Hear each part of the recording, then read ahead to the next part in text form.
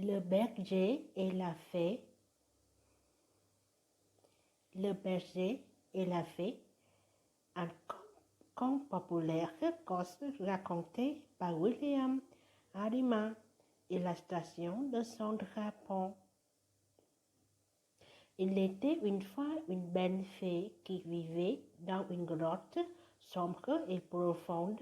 C'était une fée intelligente qui pouvait pratiquer toutes sortes de magie, mais elle ne pouvait utiliser la magie car la seule condition qu'elle ne quittait pas la grotte pour plus de 3 jours affilés. La grotte se trouvait dans un endroit très reculé dans les montagnes. À cause de cela,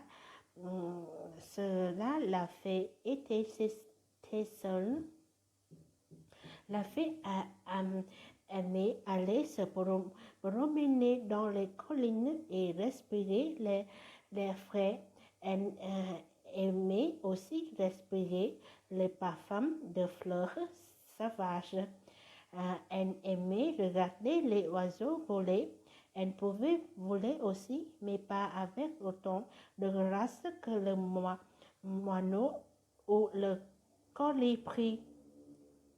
Un jour, alors que la fée se promenait dehors, elle vit un jeune berger qui gardait ses moutons.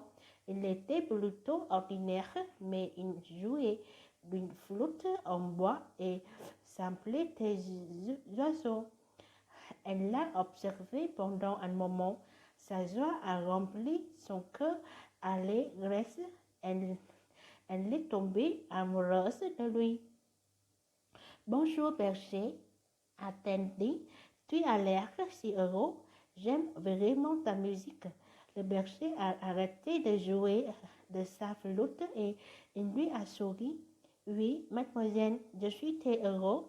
Le berger était un peu intimidé et totalement comblé, a demandé la fée. Ne te manque-t-il vraiment rien? Rien du tout, lui a répondu le berger. Tu es sûr? A demandé la fée.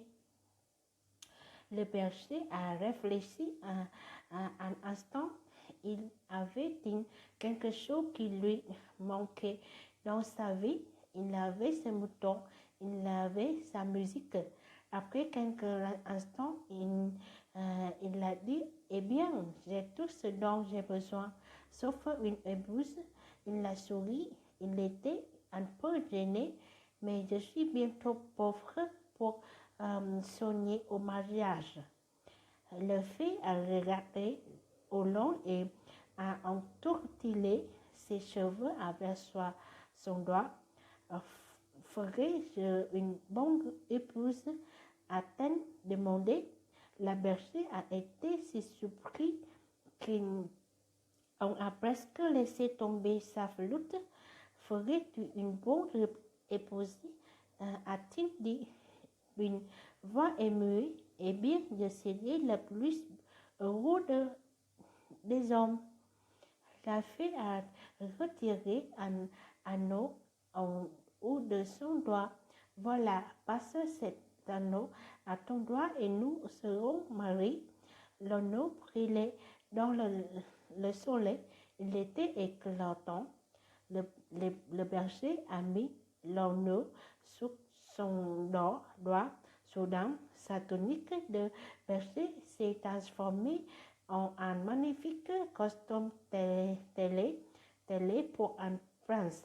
À la place de ses moutons, un carrosse tiré par 6 chevaux se tenait devant lui en bas de la colline. Le vent s'est arrêté de souffler. Même les oiseaux se sont arrêtés de voler pour regarder. C'était comme si la fée et le berger étaient seuls sur terre. Maintenant, nous sommes prêts, a dit la fée. Monte dans la carrosse. Nous devons retourner chez moi. Nous avons une longue route à faire. Le berger a hésité. Je dois d'abord dire au revoir à ma mère, a-t-il dit. Elle s'inquiéterait de ne pas savoir où je suis partie. D'accord, a-t-il la fait. Je te laisse le carrosser et je pars devant. Mais s'il te plaît, rejoins-moi avant que 3 jours ne soient passés. Les chevaux te conduiront sains et saufs à mon palais. Elle l'a ensuite embrassé le berger, puis elle l'a disparu. Il est resté là debout un moment, étonné par ses vêtements. Il sentait encore l'empreinte des lèvres et de la fesse sur sa joue. Finalement, le berger a grimpé dans le carrosse et il est parti en direction du village où vivait sa mère.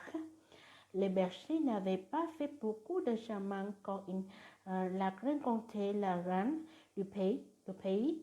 Elle était en balade avec ses valets et elle l'a jeté en regard au beau jeune homme dans le carrosse et on est tombée amoureuse. Bonjour, prince, l'a interpellé la reine, tout en maîtrisant son cheval. J'ai cherché quelqu'un comme tout partout. Depuis que mon mari est mort, ce pays est en ruine. Veux-tu m'épouser et devenir mon roi? Elle n'était pas timide du tout. Elle attendait de lui qu'il dise oui et qu'il lui soit reconnaissant de son offre. Après tout, elle était la reine.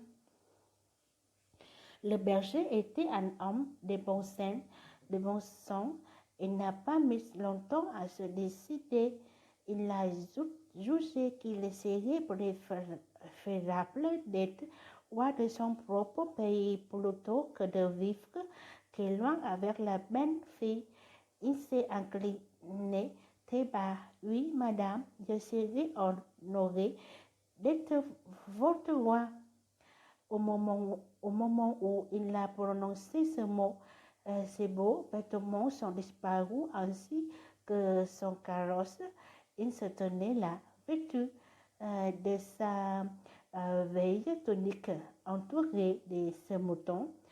Les valets se sont moqués de ce habit et de ses moutons.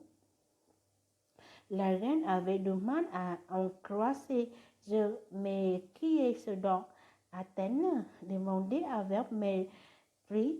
Elle était renée à l'idée de penser qu'elle avait demandé à un homme aussi humble d'être son mari. Elle a ordonné à ses deux valets de les chasser, lui et ses moutons, puis elle est partie la tête haute. Le berger avait honte et il était à bout de souffler quand il a voulu rassembler ses moutons. Il a été incapable de les trouver. Il s'était tout ensuite. Il s'est assis et a regardé ses vieux vêtements que je donc fais senti demander quel imbécile je suis. À partir de ce jour-là, il a beaucoup voyagé, joué de sa flûte et médion quelques mètres pas. Il n'a jamais retrouvé ce mouton. Il a cherché la belle fait partout, mais il ne l'a jamais retrouvé non plus. Il n'a plus jamais ressenti la foi qu'il avait connue auparavant. Good job. C'est fini. Merci beaucoup. Au revoir. Bonne soirée.